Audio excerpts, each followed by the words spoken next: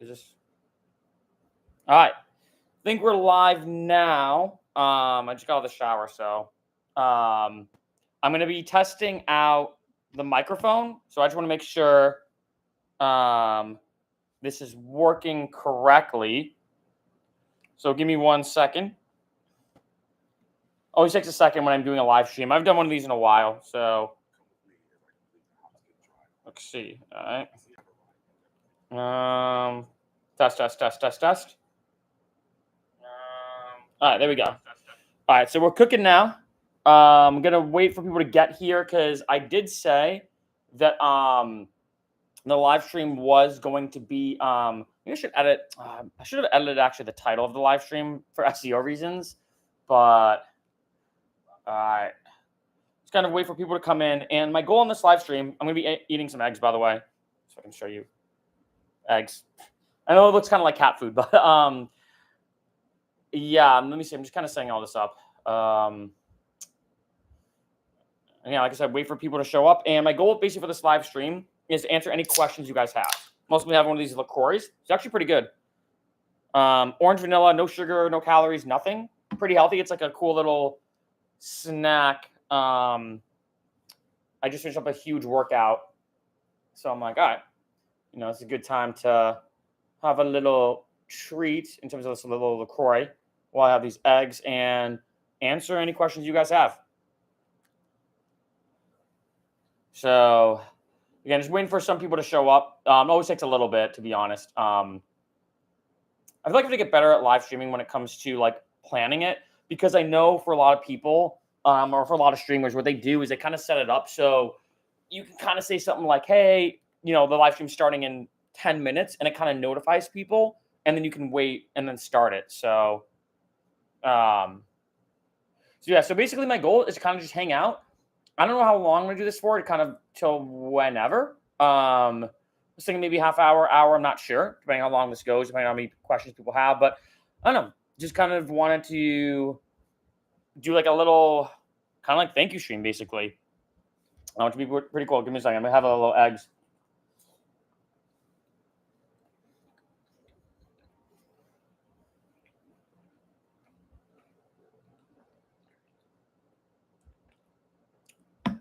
Come on.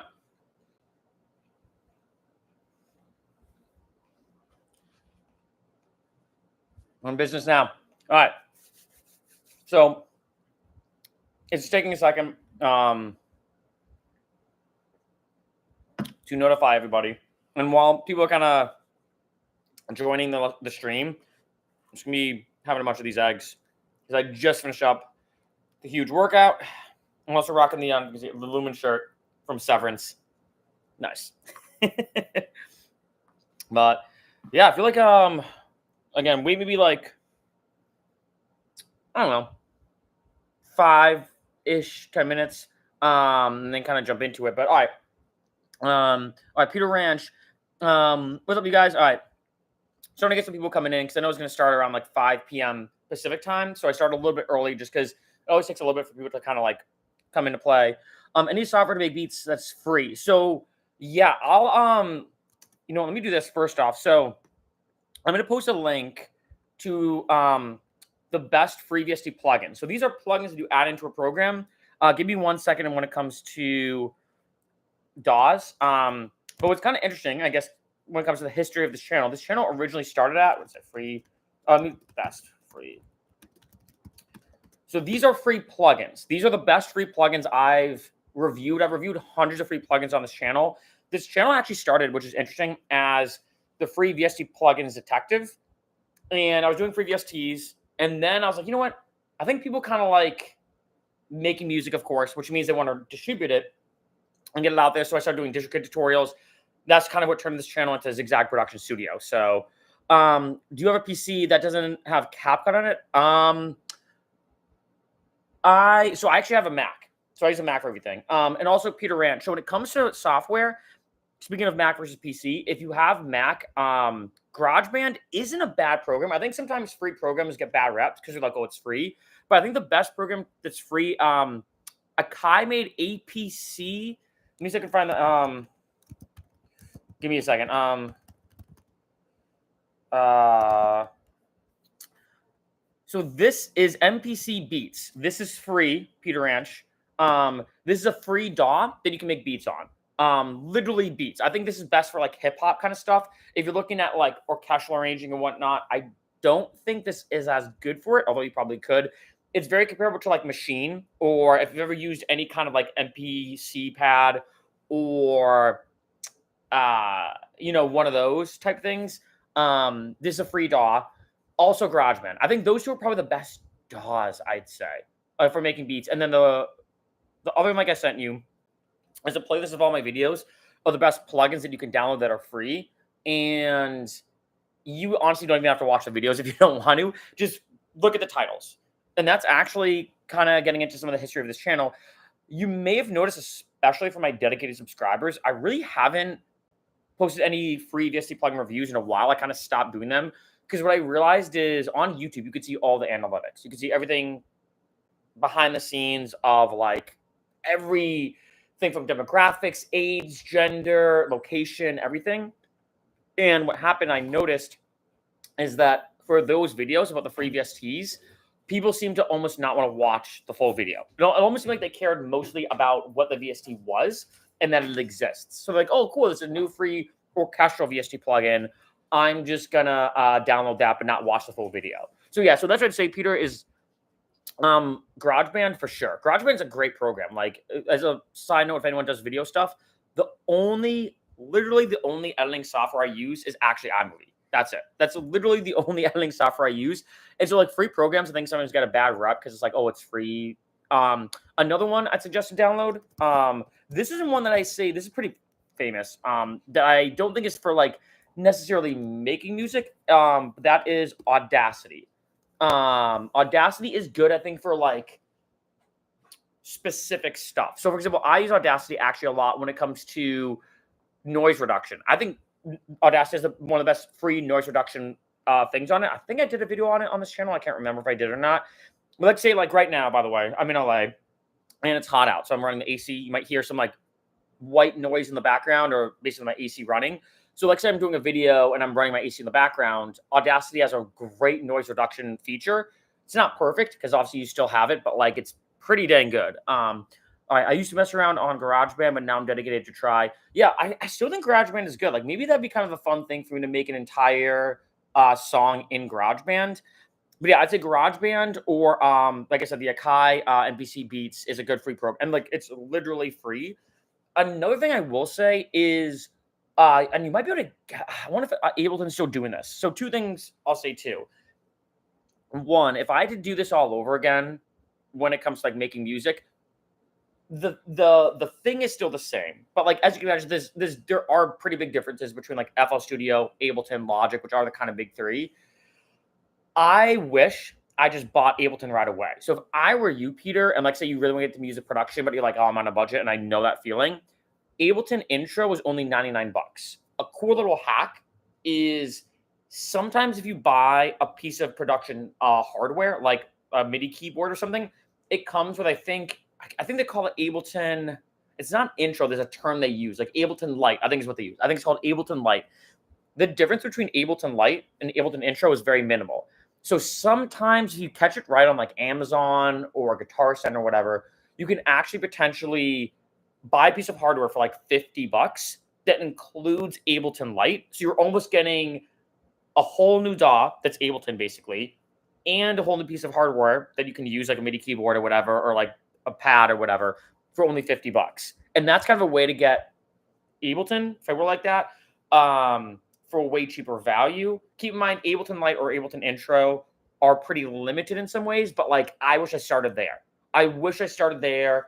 Just started and been like, all right, we're going on a payment plan. I don't think, as far as I know, I don't know if Ableton does do any payment plans. I'm not sure. I have to look into that. Actually, let me see. Wait. Do they have payment plans? Let me see. Oh, they do. Rent to own. Sick. I don't even know they did it. Actually, so they do rent to own.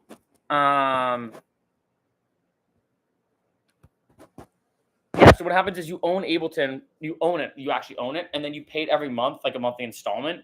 And then the second you pay it all off, it's like, think of it like a zero interest loan kind of. I do suggest doing that too. If you are very serious about music production, trust me, I know the feeling about being like, dang, like I don't know if I can afford it. $99 is a lot. I mean, Ableton Suite is expensive. It's like $700. It's an expensive program. But I mean, there's a reason why Ableton's Ableton. Like it's definitely worth every penny. I'm gonna keep eating these eggs, by the way, because of the workout.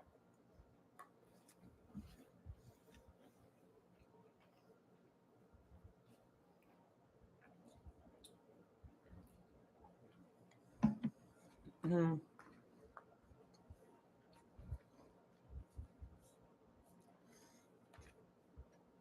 Yeah, my goal on this kind of like live stream is just kind of answer any questions you guys have about like DistroKid, AI music, at least some music. Maybe can I change the title of this live stream as I'm doing it? Give me 1 second. Let me see if this actually works. Let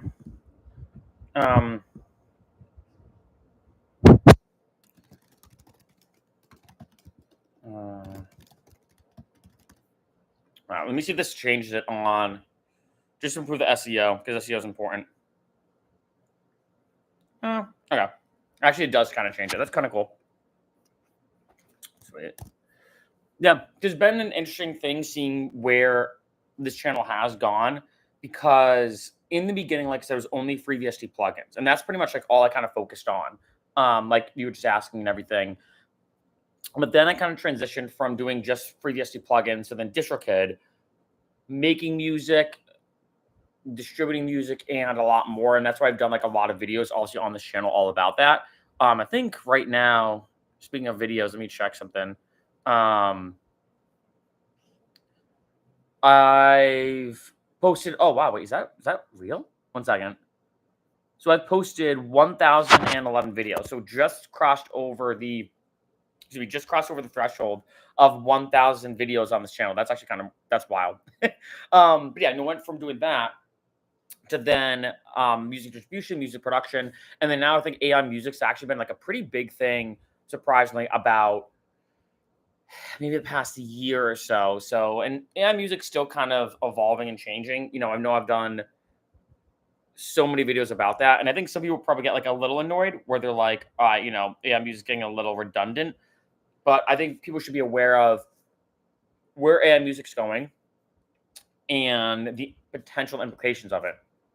Which, to be honest, I don't think anybody knows the potential implications of it, but yeah, we'll see. We'll see what happens, right? And again, like the way I kind of want to do this is, if anyone has any questions, if you ever just post it like in the chat itself as like a general question. I don't know if this was the best time to do this. Like I did do a poll, but I don't know, because the way I look at it is it's 5 p.m. So people are maybe just getting out of work on the West Coast. And then it's 8 p.m. on the East Coast, but it's also Friday. So part of me says, all right, it's a Friday.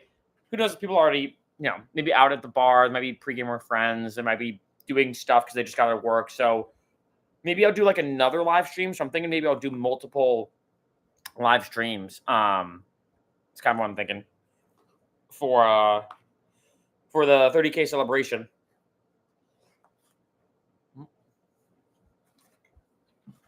Mm-hmm.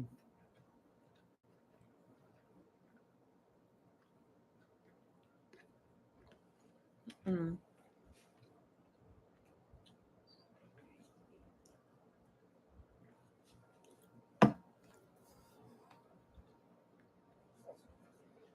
Yeah.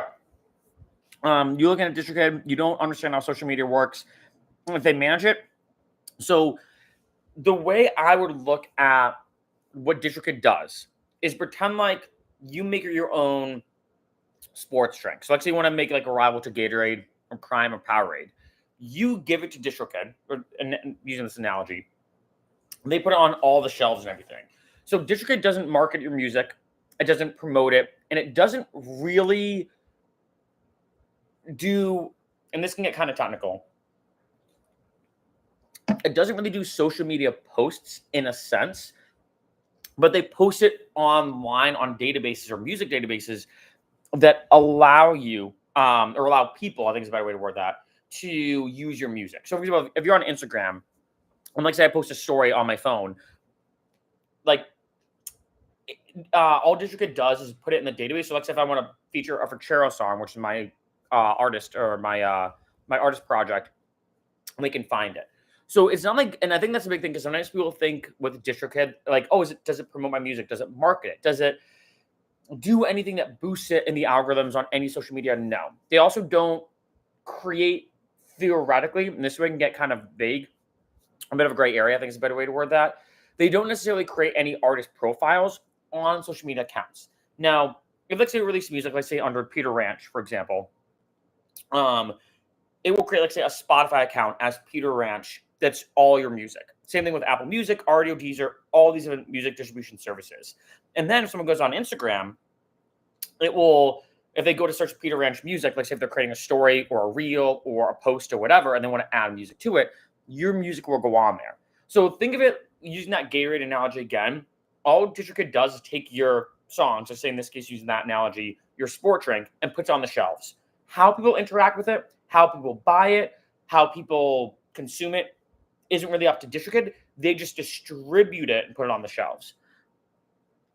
So when it comes to managing the Spotify, yes, you can. So what happens is, and this can get kind of annoying, I'll be honest. I wonder if maybe they'll change this, but I don't think so. So when you give it to DistroKid, they just put it on the shelves. Again, think of that a really good example, like a virtual shelf on Spotify, Deezer, Audio, etc. Each one of these services has usually what's called like a special artist like sign. So they have either a special app, a special website. So Spotify, to be more specific, like it's called Spotify for Artists. So what you'll do is you go on DistroKid, you go into the settings. I can post a tutorial of how to do this. Give me a second. And you can sign in on Spotify. And what it does, it gives you access to your artist account behind the scenes. So you can edit your profile picture, your banner picture, if you want to feature one of your songs, let me do this. Spotify for Artists. So that's a tutorial I did of how to do it, basically. And what this does is pretty similar, straightforward, is this allows you to kind of go into your Spotify and just adjust a lot of things. You know, I'm going to put this in my notes because that'd actually be a good video to do a tutorial about that, actually. You know, you give me a good idea. I'm going to do that as a future video because I know that would be helpful because, in my opinion, you have... Sorry, some of these eggs are hot. So I love hot sauce, so I like loaded my eggs with hot sauce. Some of the stores have better or have some features better than others. Let me put it that way. So like, I feel like Apple Music for Artists is pretty limited, but there's other ones that are better. Like YouTube, the YouTube OAC official artist channel is okay. TikTok's is great. So TikTok for Artists. So I have an official not only TikTok account, but I have a TikTok for Artists account, meaning I'm labeled as an actual musical artist on TikTok. And the way they integrate it is genius. I think TikTok is one of the best for any social media platform because not only if someone goes to my TikTok page, can they see my TikTok videos, but they can see all my songs and all the people that have used my songs in their videos and see them as almost like a secondary page of all these different videos containing my music. TikTok has mastered that way better than YouTube, actually, in my opinion. Way better than YouTube. But yeah, I'm going to put this in my notes. Because tutorial. Because when it comes to Spotify for Artists, it is very useful. Like I said, you can adjust profile picture, banner picture. You can adjust like bio, that kind of stuff, like your description about me. And then in addition, you can also do like an artist pick, and that's something that I do. So let's say I just released a new song. I'll go into Spotify and be like, oh, like here's like an artist pick or my newest song. And I'll put maybe like a mini description. And this is also good for timely things. So for example, like every time it's Christmas, my most famous Christmas song is God Rest You Merry Gentlemen. I did kind of like an EDM remix of it. And so every single Christmas, I'll make sure to like re-feature that song. Or let's say when St. Patrick's Day, which is my most famous song of all time, literally just St. Patrick's Day by Ferchero, I'll feature that song, let's say in the beginning of March as like my artist pick. So there are a lot of features you can do within the Spotify for Artists segment that's really, really cool. Like really, really cool. I've seen the OAC for YouTube once verified. I would have to use the distributor or what do you mean exactly? So in order to get verified on YouTube under the YouTube OAC, you cannot go through YouTube anymore. You could before, like, I think 2021 or 2022, maybe even before that. I think now you have to go through a distributor like DistroKid. It was to be in, but yeah, you have to go through a distributor in order to get verified on YouTube. You have to. So like DistroKid, TuneCore, CD Baby, Lander, Diddle. There's like a million of them. But yeah, and I'm not gonna lie, unpopular opinion, or maybe not actually, especially because for me, and I have mentioned this before in a few videos, I'm both equally a musician and a YouTuber, like equally both. So I know a ton about the YouTube algorithm. I have 5 different YouTube channels in case some of you didn't know that. So I'm big on YouTube, big on music. And with everything I know about the YouTube algorithm, the analytics, I think the YouTube OAC sucks. I hate to say it. Like I said before, I think TikTok mastered the whole thing for artists of combining your page with your artist things and making it seamless where if you just want to watch my TikToks, you can. But if you just want to watch my videos containing my music, you can. It's very seamless. The YouTube OAC, I hate to say it sucks. It changes a lot of the back end of the analytics in the YouTube studio. Maybe it gets better. I don't know. I left it. So maybe I'll join it again. Yeah, I don't know. I think it's a bit overrated. Don't get me wrong. The note check mark is cool. You know, it kind of gives you a little street cred, right? And you do get a little algorithm boost via SEO, meaning that some of your videos will rank a little higher because you're a verified artist. But I don't know. Sometimes it's just not worth it. The indexing can get really weird too. There's a lot of things. I don't know. A lot of artists, or a decent amount of artists, are actually not really a big fan of it, myself included, of the YouTube OAC. But again, you can sign up for the OAC via DistroKid for free. Pretty seamless. All you need is your own DistroKid account, obviously. Then your own YouTube account with the same name, so it's very like congruent. And then you just go to DistroKid and match them. It's pretty. I'll have some more eggs. I'll post the video of how to do that in a second. How to match those together.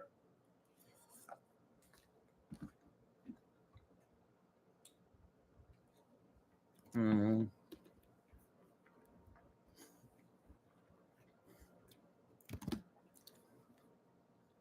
Wait a second.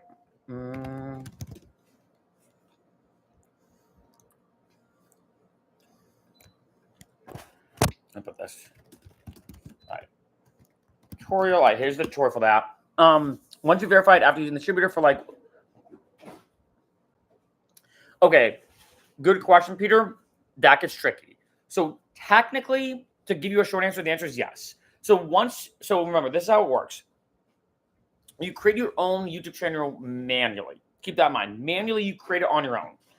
You have to post a few videos containing your music. That way you're saying to YouTube, hey, this is a music channel. Then you go to DistroKid, and you have to have music already been released. When you release music on YouTube, it gets auto-generated as something called a auto-generated topic channel. So you have your own channel that you manually created, and then YouTube automatically makes a topic channel when you release stuff on DistroKid. Then you go to DistroKid and you want to merge them together. Once you merge them, you will still have access to your YouTube channel as if you did normally. So nothing really changes on the way you access it, but you can still post it, all this kind of stuff.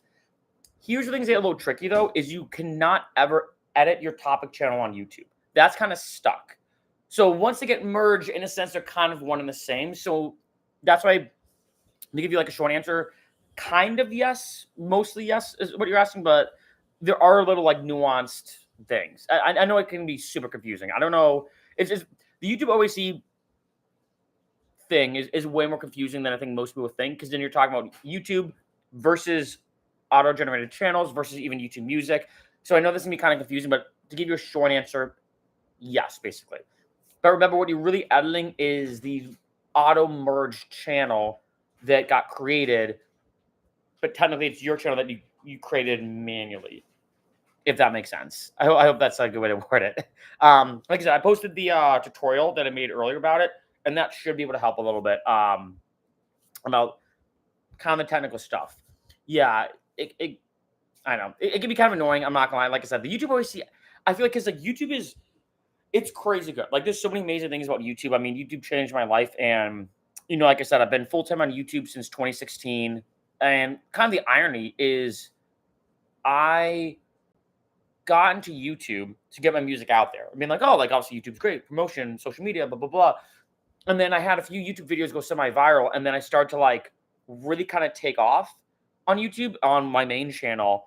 And I was like, oh, dang, this is actually starting to pay my bills. And then so like the irony is I became a full-time YouTuber before technically a full-time musician, if I word it like that. Does it make sense to have two channels, one that you manually and one for a distributor and not merge them?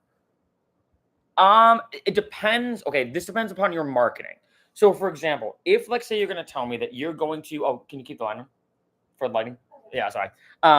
If let's say you, thanks. If let's say you have one channel that is let's say just music, you release music on DistroKid, and then you merge them together. If that makes sense. If that channel is only about music. If, like, say you do want to do other YouTube videos about, like, gardening, fitness, like, say you just want to do other YouTube videos, it might make more sense to have two different YouTube channels. This comes down to branding because, for example, if you look at Laidback Luke, for example, he's, like, a famous DJ. He posts martial art videos on this channel. But his niche or his thing is he's a DJ and producer who also does martial arts. So it works with his brand. Like, so you make new age music or soundscapes or relaxing music, and you want to do gardening videos along with new age music, that actually kind of makes sense. You do gardening, you maybe have your music in the background. It's all about a holistic approach or wellness or health. That makes sense. But if you're doing things that don't really involve the brand or they're two different things, I suggest having two different channels. That's why for me on YouTube, I have 5 different channels. So I have one channel that's like, say, this channel, which is actually all my tutorials about music and making music and everything. And then I have another channel that's only my music whatsoever. Now, what happens is when you release music on DistroKid, whether you like it or not, DistroKid or technically YouTube will make an auto-generated channel containing your music. So that's going to exist regardless. And then if you want to merge the auto-generated channel and your music YouTube channel together, the one that you manually created, you can merge them if you want, but you don't have to. Like right now, they're not merged for me because I left the YouTube OAC because it kind of screwed some stuff up for me on YouTube, actually. How does pay work since YouTube pays? Would they pay my YouTube account or DistroKid? I heard DistroKid is slow at paying. DistroKid is slow at paying. It takes about 2 to 3 months to get paid. Basically, the way I word it to a lot of people is this. DistroKid gets all the money from all the distributors, including YouTube, streaming services, including YouTube, and they pay you about 2 to 3 months from the time that it happens. So if, let's say, you release an album and let's say it gets streamed on January 1st on Spotify, YouTube, wherever, that money will be in your DistroKid account probably around March-ish, give or take. So it can take a while. But here's the thing is like in the beginning, it's going to be the most annoying. We're like, dude, it's been 3 months since I have no money in my DistroKid account. But then once you get that ball rolling, as you can imagine, you keep getting money from like, I'm still getting, like, for example, I got, I had a pretty big withdrawal on DistroKid from, and some of the payments were from like February or March. And I'm like, wait, that happened like months ago, but now she's appearing. But it almost kind of feels like I got money out of nowhere, but technically, yeah, you get what I'm saying. So it's the most annoying in the beginning when you start releasing money on DistroKid. Then once the ball gets rolling, you'll have money coming in consistently. When signing up on DistroKid, do I have to use a YouTube account email or another one? This is what I would do. I would create your own YouTube channel yourself. Pretend like DistroKid doesn't exist. So create your own YouTube channel, do the whole thing. And in case you didn't know, if you have a Gmail account, you also have a YouTube channel. So when you sign up on Gmail, Google owns YouTube. So your YouTube, your Gmail, tomato, in a sense. So let's say if you're peterranch@gmail.com, Peter Ranch will be your YouTube channel, unless you have an artist alias. Just make sure that if you want to create a YouTube channel for your music, that the name of the channel is your music thing, that the branding of the channel is music related. Sometimes YouTube will reject an OAC request if it feels too like the name doesn't match your artist name, if things just look kind of off. If, let's say, you have content that doesn't even relate to music, YouTube says, well, why would we call this an official artist channel when there's nothing about music on it? So, like, you do want to make sure that, like, you have, again, that doesn't mean you can't post music stuff. Like, Dylan Francis, who I'm a huge fan of, the famous DJ, has a bunch of, like, comedy skits on his YouTube channel because that's Dylan Francis's brand too, right? Like, if you want to go all in on comedy, I would suggest him to probably have a different YouTube channel for just comedy, for SEO purposes, niche purposes, and indexing and whatnot. But in this case, it's like, he also can do what he wants, I guess, too. It's also Dylan Francis. So, but yeah, that's where like branding does come into play. Because it is a big question to ask. Like, that's why for me, like I said, I have 5 channels because when I look at the indexing and the SEO and all this kind of stuff, like there's a reason why too, take this channel even. I could have technically made my Ficero music channel also this. So I could have been like, oh, here's Ficero, here's all my music, and here's all my music tutorials. But I realized I'm like, I post a lot on this channel. I post almost daily on this Zigzag Production channel. And I was like, I feel like people might want to follow my Zigzag Production channel just for music tutorials. And then people might want to follow my music channel just for my music itself. So, yeah, if that makes sense.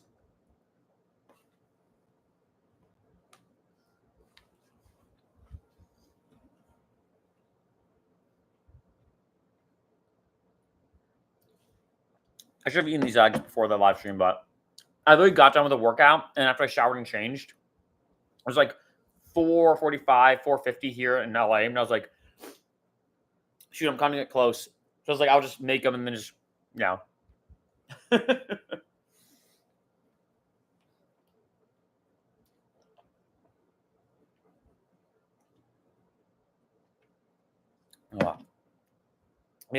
I know it's kind of weird when it comes to branding on the whole YouTube thing, because I do think, I'm not going to lie, it isn't a bad idea to really kind of sit down and think about, like you're saying, eating about like having 2 channels or whatnot. It's not a bad idea to really consider that. I think I did a video. Give me a second. I think I did one where I kind of went in depth on this, actually. Let me see if I can find it. Let me see. Oh no, that's not.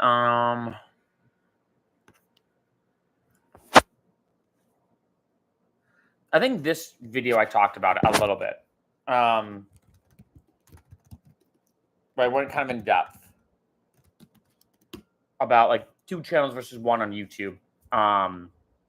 But yeah, I think the biggest thing is keep in mind, and here's the good thing, and I mean this in a good way, especially like Peter, when you're talking about like releasing music on DistroKid, is if you don't care about YouTube or Instagram or TikTok or Facebook, all you really need to do is just give your music to DistroKid, have them release it, and that's it.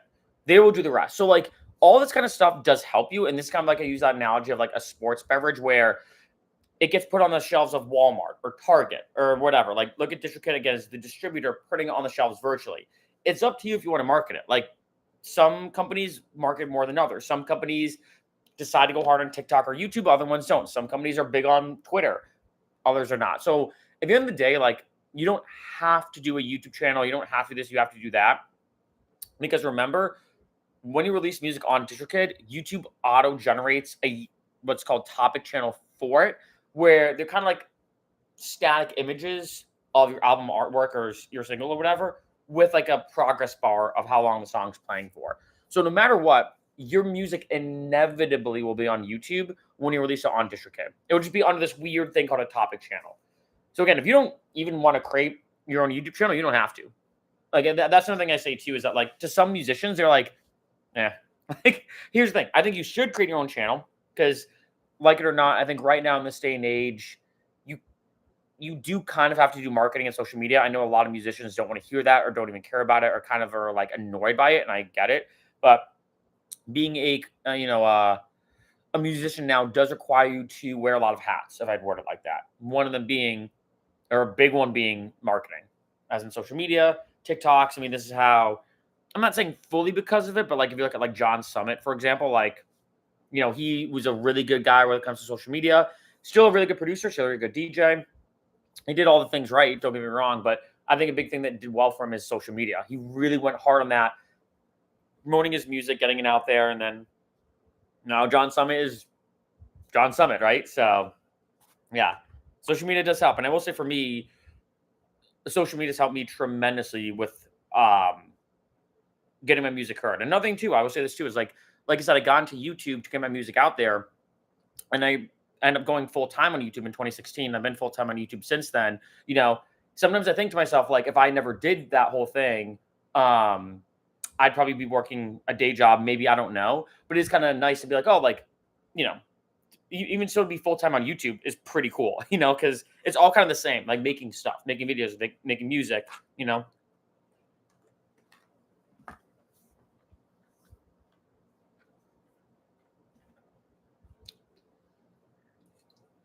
That's a good question. The answer is yes.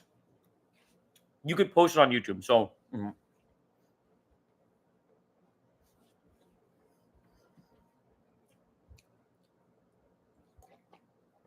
so the answer to that, yes, you can post it on your own music video, and you don't have to go through DistroKid.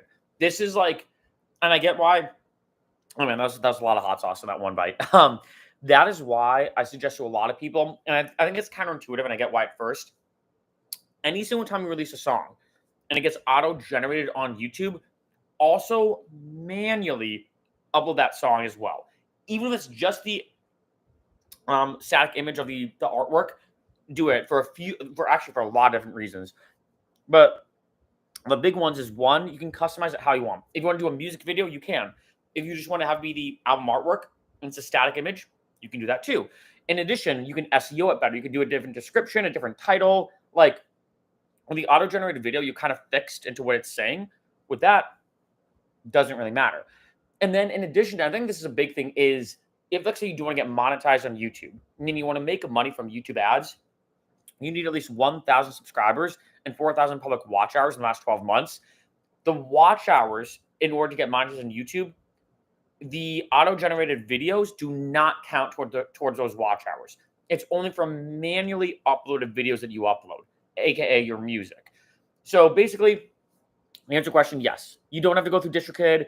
Once, let's say you release a music, release your music on DistroKid, and it gets posted as an auto-generated video, you can still upload it on your own manually. And not only can you, but I actually highly suggest you should. I emphasize, anytime you release a song, album, EP, whatever, release it manually on YouTube as well. Whether you want to do it with a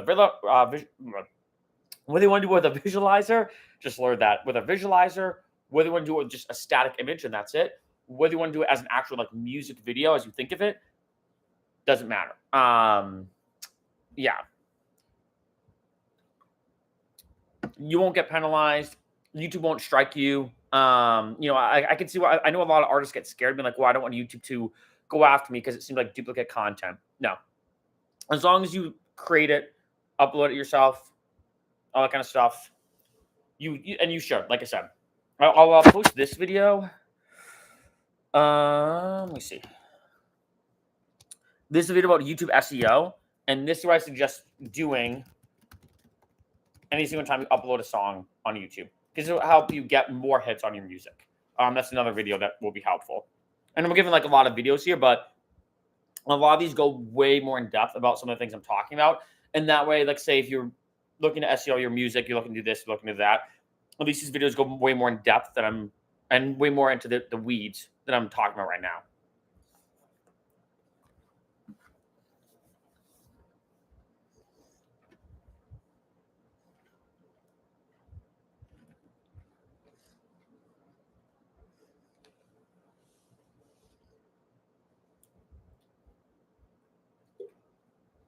Man, I don't know if these extras are spicy. So, okay, so that's actually, it's kind of funny. Some of the questions you're asking are really good, and they can get kind of tricky. So, to answer the first part of your question, does generated videos count towards being a partner on YouTube, which means making money on YouTube? No. Only the videos that you upload when it comes to YouTube Partner Program. That being said, so comes to the second part of your question, do you make an income? Yes. So the best way I can word it is this. Look at YouTube or YouTube Music, similar to Spotify. There's YouTube and YouTube Music. Look at YouTube Music like another streaming service. So when someone streams your song on YouTube or listens to it, let me put it that way, as an auto-generated video, you make money from that ad revenue directly goes to DistroKid. So you make money. But you can also make money if you upload your own videos manually, join the YouTube Partner Program, and make money that way. So you, in a good way, you can double dip.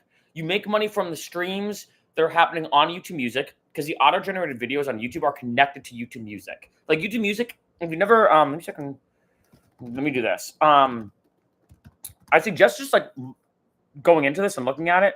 So this is YouTube Music, in case you didn't know. Yes. Yeah, there's two. So the YouTube Music is its own streaming service in of itself that's in some ways connected to regular YouTube. So that's YouTube Music.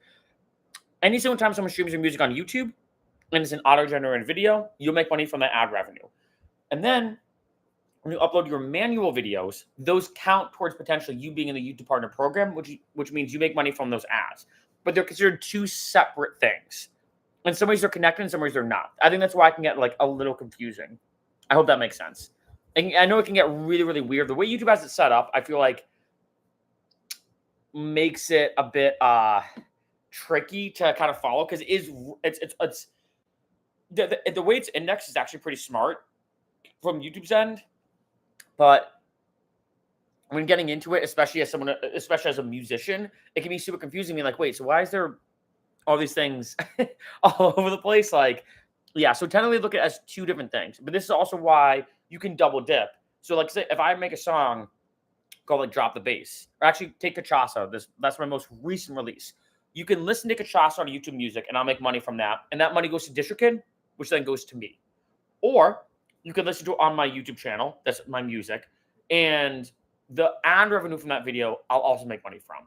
So they're two separate things, but you can double dip when it comes to the revenue from the ad revenue from people listening to your music on YouTube. But they're considered two different things. A stream almost versus a view.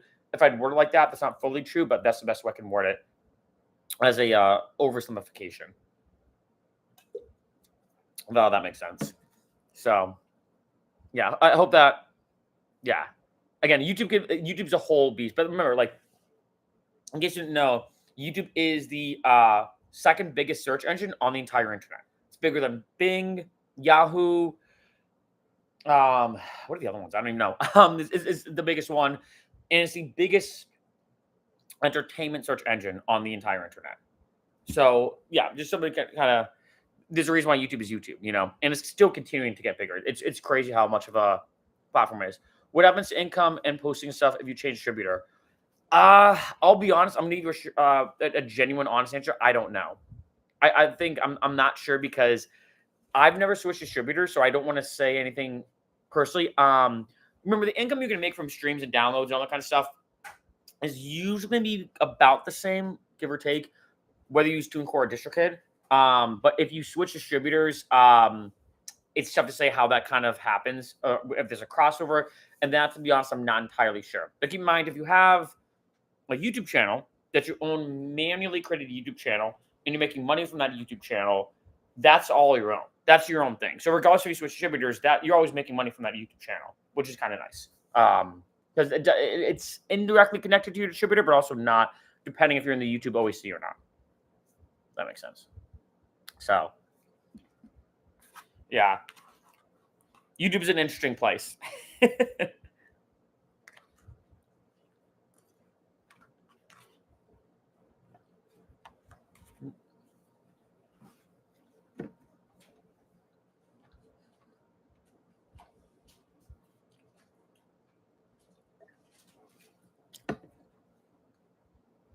I hope that all makes sense.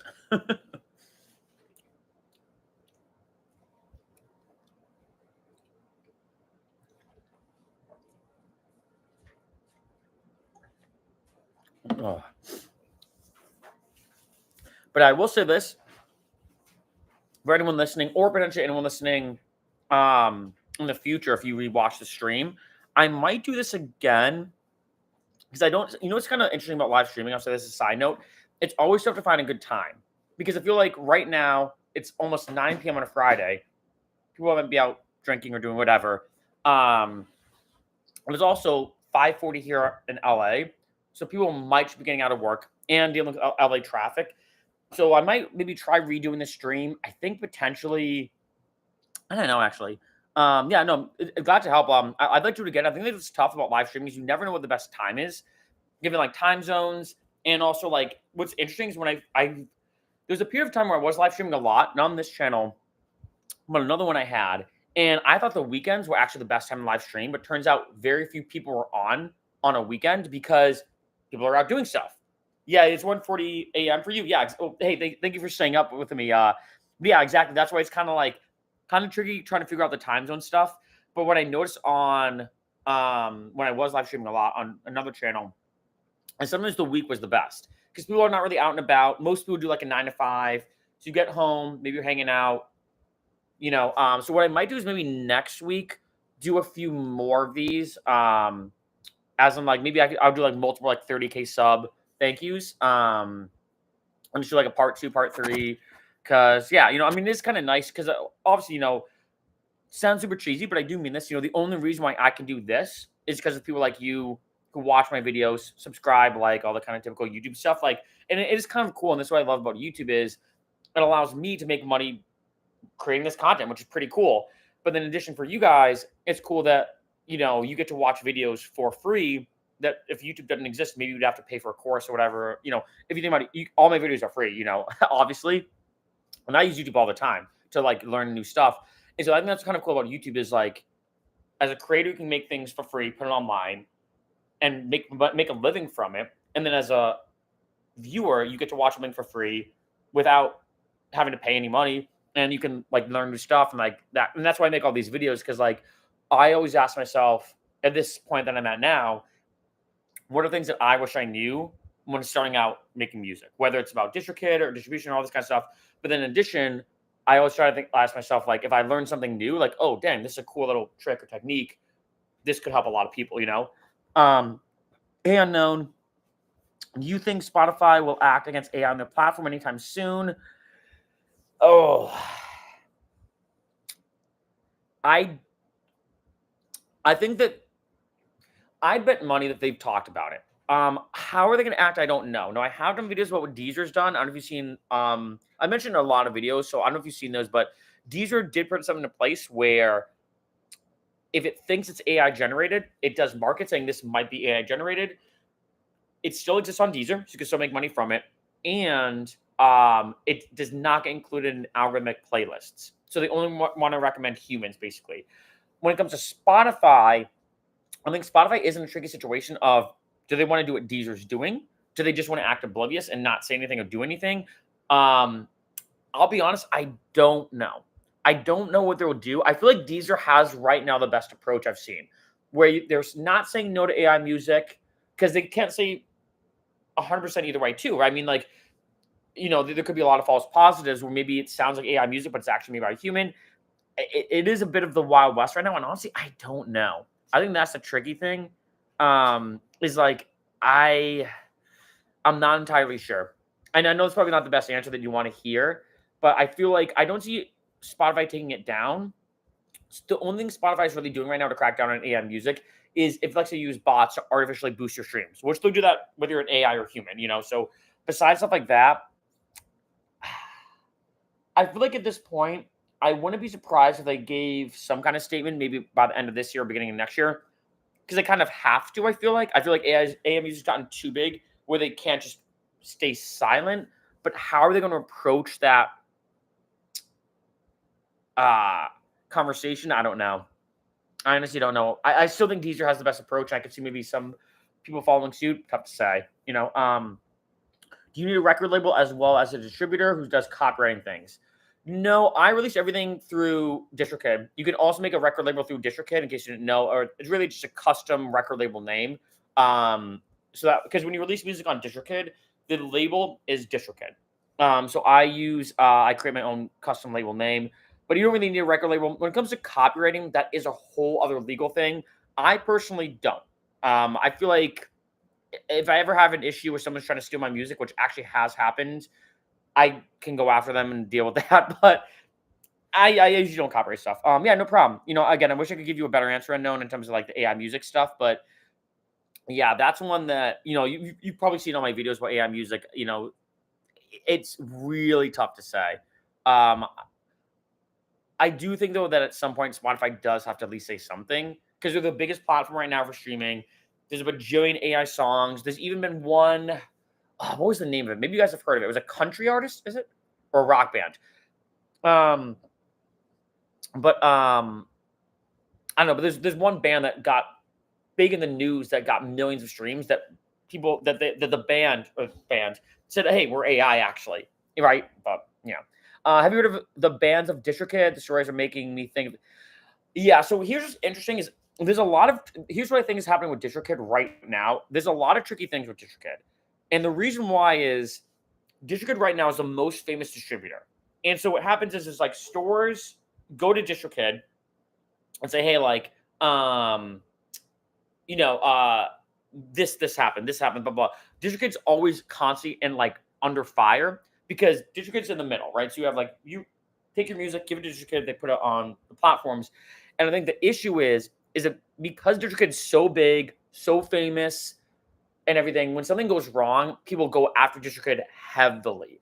And so the problem is, it's kind of like the road to hell's paved with good intentions, where DistroKid tries really hard to be like, no, no, no, no, like we're gonna make sure everything's okay, but then people end up getting caught in the crossfire, so to speak. So, for example, this is like a few months ago, DistroKid hit me up, say, "Hey, Mark, we saw fraud on one of your songs. Are you using bots to boost it in Spotify?" What happened was one of my songs, Gladiator, got featured in this playlist and just got a ton of streams almost overnight, literally, because it got featured, right? Happens all the time. But DistroKid thought it looked fake. They asked me. Luckily, nothing happened, but I could have easily gotten banned from DistroKid because it looked fake to them, right? And this does happen a lot because the reason why Spotify goes to DistroKid and says, hey, we noticed that 10, 20, 30, 50, 100 of your releases are using bots. What are you doing about this? And DistroKid says, oh, shoot, well, we're trying to make you happy, Spotify. We don't want to get, and DistroKid tries to do the right thing. But then again, people get caught in the crossfires like a false positive or false negative. And, that's where things get really annoying. And I think that's why DistroKid has been doing a lot of banning because they almost got too big for their own good, where if they mess up just a little bit, they get slapped. And then, so they're trying to put on aggressive measures to keep everything in check. Can you pay DistroKid monthly? I don't know. I actually don't know. I'm not sure. What is classified as AI music? Robots making a full song, or is it people using instruments? It's tricky. The analogy I use is ship of thesis, which is like a philosophical thought experiment about like whether ship's new or old, depending on when you replace parts of it. And this is Mia, by the way. If you guys want to say hi, Mia, you want to say hi? And it's tough to say what exactly is AI music. So, for example, I just did a video. I think actually my most recent video, right? Yeah, my most recent video is about how I made my song Cachaça, and I used AI-generated vocals with all my own stuff. So it's not by definition considered AI music. However, another song, I kind of mixed and mastered it, changed up a lot of the stuff, and then released it.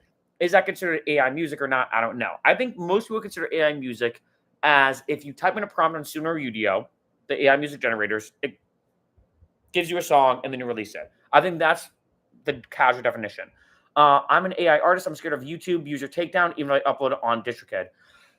YouTube, the big thing they want to kind of attack is AI slop. So basically, people making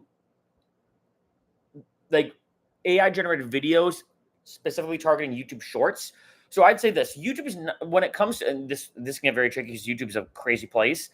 When it comes to stuff like this, YouTube is mainly not thinking of artists or musicians. They're just thinking of people who make 100 YouTube Shorts a day under AI and just upload them. And a lot of people are doing that on YouTube. People are doing that on Instagram, on TikTok.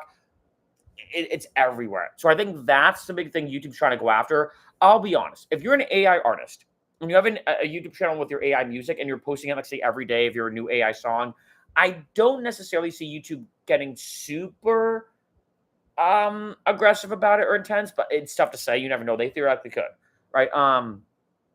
If something happens with a song of mine, will I get a warning? Because I'm scared I'll get banned without a warning. And as you know, we can't control which playlist are going. You will get a warning. So that's what happened with me. They asked me about it. Yeah, it is tricky because you're right. Like, for example, if you can't control if you get put on a playlist. And if anything, again, this was kind of annoying. When I got put on a playlist, when my song Gladiator got put on a playlist, I was like, oh, hell yeah. Like, new free promotion. This is sick. I got put on this playlist. And it's almost like, great. Like, I was excited about this huge spike in views because I was on a cool playlist. And I'm like, hell yeah. And then now, boom, I get a notification on my DistroKid account being like, hey, whoa. Seems like something's up here. Seems like something's fishy. Kind of annoying, right? And this happens a lot, even on YouTube. Like, if I have a video on YouTube that blows up, sometimes YouTube is like, all right, let's investigate this because there are people who do artificially boost stuff, and it sucks. Like those kind of people who use bots and whatnot do kind of ruin it for the rest of us. And that's kind of classic what's going on, and especially with DistroKid. DistroKid's in the middle where they're like, hey, we're trying to figure out what's going on. Spotify contacted us, told us your song randomly got put in this playlist or blew up. We just want to understand what's happening. And again, nothing bad happened to me at all. But like again, there are some people who their entire album gets featured on a playlist, and because it's or let's say an EP, and this is a 5-track EP. Next thing you know, all these songs get boosted because it got put on a big playlist, and now it looks sketch. And then DistroKid gets a little like, wait a minute, should we like block this? Like, yeah. And that's kind of what's going on. That's what, and it's really tricky because I understand as a musician being like, WTF, I should be excited to get put on a playlist. I shouldn't be worried for more views or more promotion, more publicity. But on DistroKid's end, they're like, hey, well, we don't know. How do we not know that Joe Schmo bought this on Fiverr or on the deep web, or I don't know. They bought it somewhere and try to do that just to get their songs artificially boosted. You know, that's where things get tricky. And that's why I think there's no exact right answer or approach. No.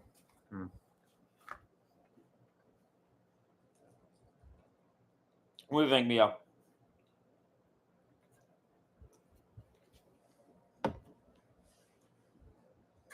I'm almost done with these eggs. It's going to take me a while. Well, let me see if I can just chug the rest.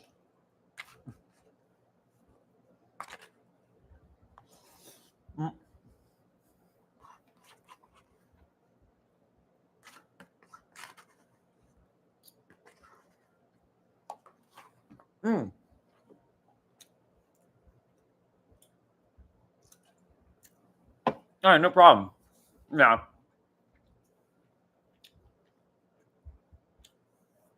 I'm sorry.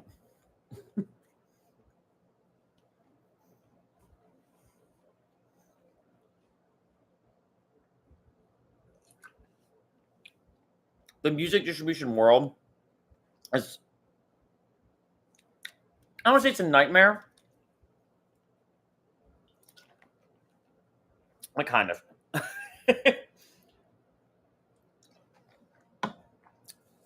You need to be good in an instrument to do well at music. That's actually a good question. I'm going to say no. It depends on what you want to do. If you want to make beats, I know you asked me earlier about like programs for making beats. No, I think it helps. Like I started with classical piano and jazz saxophone. Of course, it helps.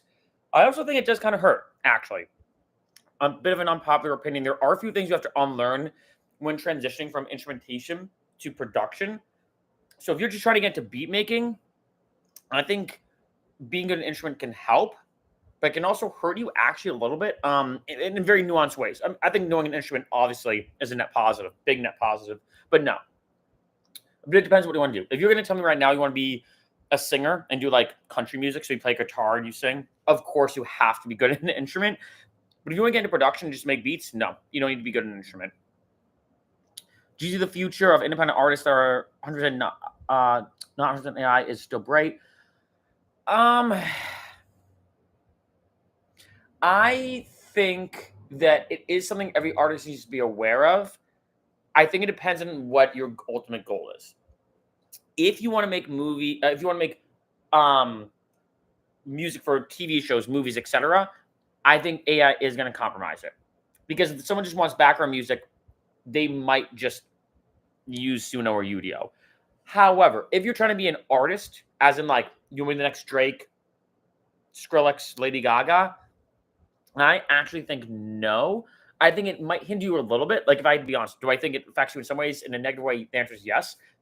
Because if I go on Spotify and let's say I go on Spotify, for example, and I just want to hit EDM, there's a chance that maybe I'm going to hear more AI music than human. So it does maybe affect you a little bit. But if you're trying to be like an actual artist, as in you play out live, perform out live, I actually don't think AI music affects you as much as you might think. If you're more behind the scenes, like making background music, like take like Hans Zimmer. I mean, Hans Zimmer's so big, he's fine.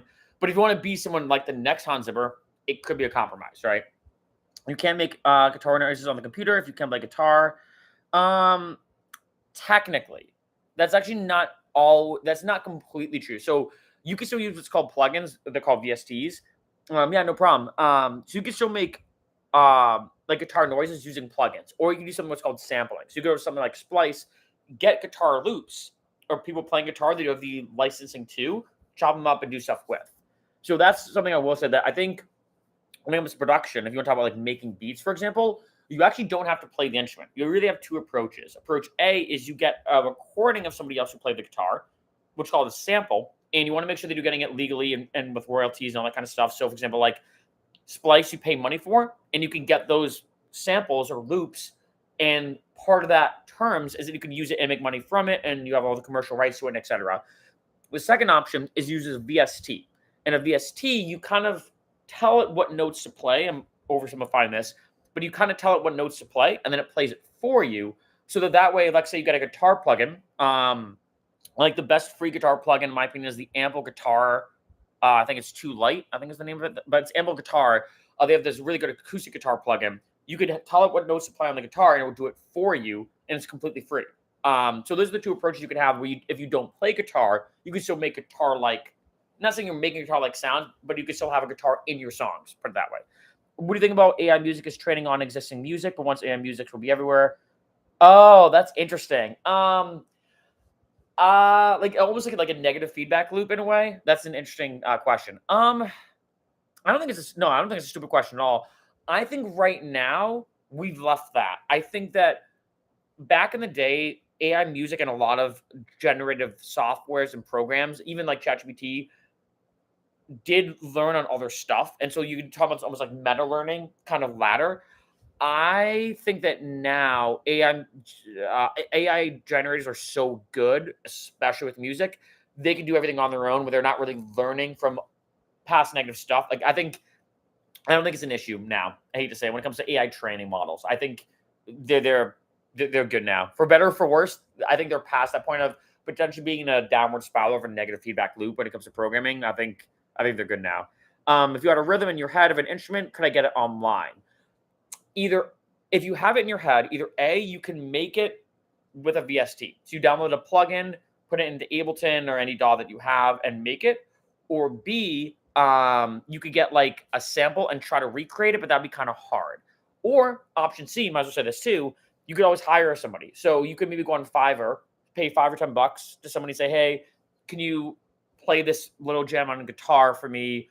I just want to use it for my newest song. So that's also an option too. I have hired people on Fiverr, for example, if I can want a specific saxophone melody, but now I'm good enough with the VSTs and plugins where I can create it on my own. Because a lot of these plugins, I'm trying to think of word the right way to oversimplify, but a lot of these plugins, if let's say hit like a C note on the plugin, what you're actually hearing is a human who played the note C on a guitar, they recorded it, and then put it in the plugin. So when you play the plugin, you're actually, in a sense, playing a sample of something that was pre-recorded in the past. I don't know if hopefully that makes sense. I think that's the best way to word it. So yeah, it's a lot easier than you think now, especially in this day and age with free plugins and samples and whatnot. Yeah. So you don't have to know how to play an instrument unless you want to become a performer. But if you're just looking to make beats, you're all set. It's very easy. A lot easier than you think. I think in the day, just knowing how to produce, which is obviously a whole other art form in itself than just playing guitar or being a singer or a songwriter. Like that's a whole other thing. This whole production side of stuff. You know, it's a lot.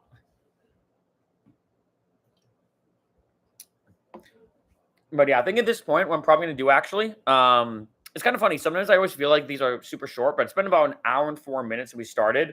I think I'm going to wrap it up here. So if any of you guys have any last questions, I will plan on doing another stream maybe sometime next week. Because I do know that like some people were like, oh shoot, I can't make it. Can you do it at a different time? I wasn't sure who would be on it. It's always kind of interesting when doing a live stream of like I said a bit earlier, but yeah. So that's just one last question from Peter. Yeah, no problem. Yeah, thanks for joining, you guys. Again, I'll probably do one sometime next week. I'll give you the heads up when.